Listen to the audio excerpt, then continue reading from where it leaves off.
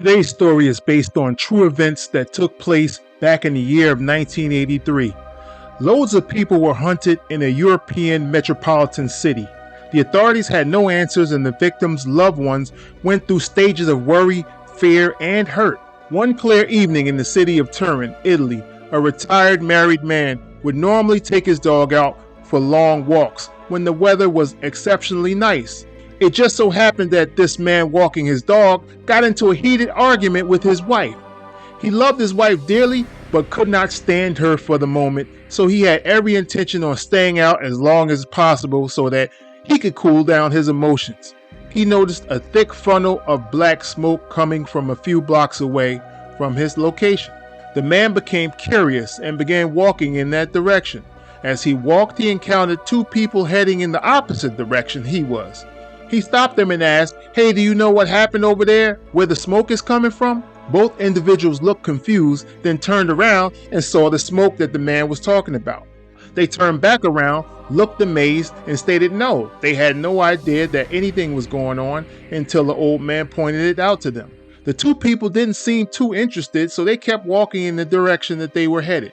Since the man was still upset at his wife, he didn't want to rush home anyway.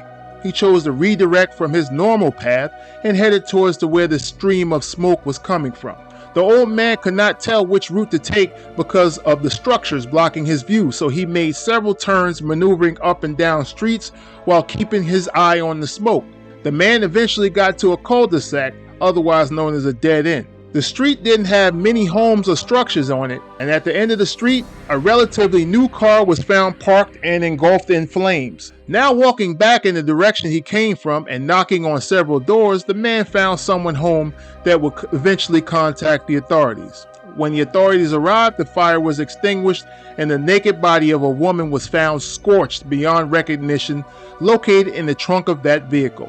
The stench of burning flesh was so strong that the old man immediately threw up on himself. There was no witnesses or leads at the time, so the body was then collected and an autopsy was completed.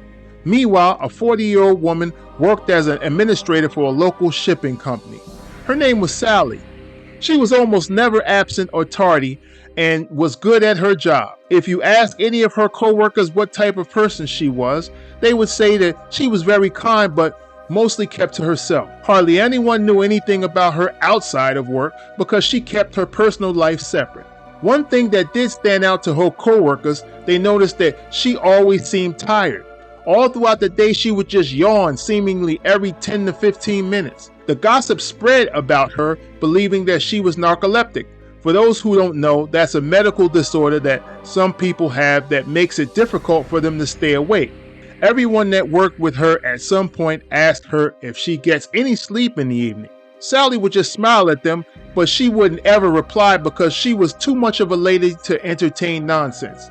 One morning after her boss had come into work and realized that some shipping errors had been made and he needed Sally to help him correct the issue. The boss knew that the error was not due to her, but she was good at her job and he knew that she could help resolve the issue with ease. So he went to Sally's desk and she wasn't there. At the time, he didn't think much of it and thought that she may just have walked away from her desk and would be back in a few minutes. So the boss went back to his office and began making phone calls as he waited. The boss was so busy he lost track of time and then remembered that he needed to find Sally to help fix the problem that could cost the company big money. Then he decided to walk around the building and ask employees, "Did you see Sally?" They replied no.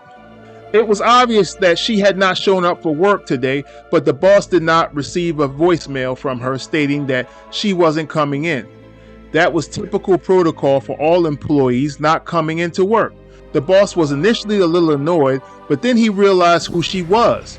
He was thinking this made no sense. She came to work regularly and was good at her job. So the next thing came to his mind was that something must have happened to her. The boss called Sally's home and got no answer, so he left a message on her voicemail to contact him. The boss was worried, so he looked in her employee file and contacted her reported next of kin, which happened to be a sibling of hers named Giuliano.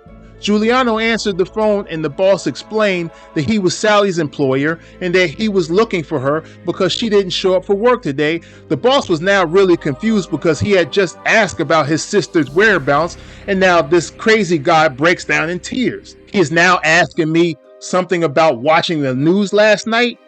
The boss initially became annoyed with this guy on the other end of the phone. He assumed that this guy had to be drunk and was going through something at the moment. Feeling like this guy was wasting his time, the boss asked Giuliano sarcastically, "Sir, what was I supposed to have seen on the news last night?" Giuliano heard his sarcastic tone and knew that he was being a smartass. The guy responded, "My sister, you a-hole." Then he hung the phone up on the boss. The boss was now confused about what just happened with this phone conversation, so he went to one of his co-workers and close friend by the name of Bill. He then explained to Bill what just happened during the phone conversation. He then turned and asked Bill, "Be honest with me. Was I wrong for my approach, or was this guy being sensitive?" Bill completely disregarded the boss's question and remembered watching the news last night. Bill responded that he heard a strange, weird story on the news. Bill stated that he wasn't paying attention, but he heard that a woman was found unalive and the actor set the woman's body on fire, but Bill wasn't sure if it was Sally or not. The boss's face lit up like a Christmas tree in disbelief. The boss immediately called around to everyone he knew that had connections and confirmed that the story was definitely about Sally. At that point, the police completed an autopsy on Sally. It was also determined that the vehicle she was found in was her own personal car. Just 5 days later, train employees were checking the train tracks to locate any debris that may cause the train to derail. During the search, another naked woman's body was located dumped alongside the railroad tracks. The police were notified and the body was collected. After an autopsy was completed, the woman was identified as Nini.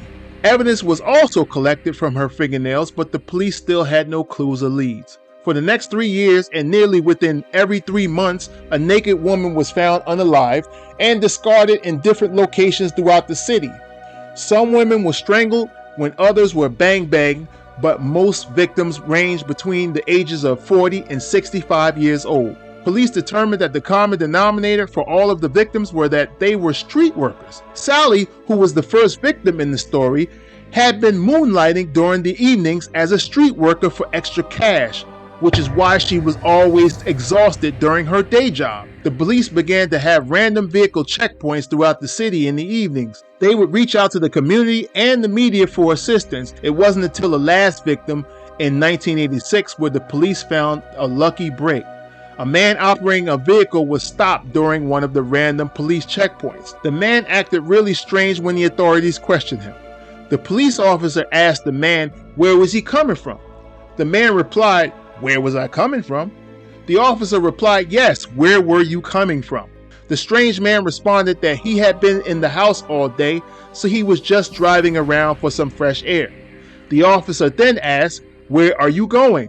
The man replied, "Where am I going?" The officer said, "Yes, what's wrong with you? Were you drinking?" The man responded, "Was I drinking?" The officer was now annoyed that this guy seemed to be playing games with him. Out of curiosity, one of the other officers there flashed his light into the car, and that's when he observed 2 handguns in his possession just lying on the front seat of the vehicle. After the man was pulled out of the car for an investigation, they discovered blood on the rear seat. The man was identified as Gio. He was brought back to the police department and questioned, but this is not the end of the story. The police traced the blood on the vehicle to one of the victims, and he confessed to unaliving a total of 9 women. An additional female victim came forward after Gio's confession, and she told the authorities that he had plans of assaulting her, then unaliving her afterwards. She pled with Gio to spare her life. Gio told her that he had no interest in letting her live, no matter how much she begged, because she deserved to be unalived.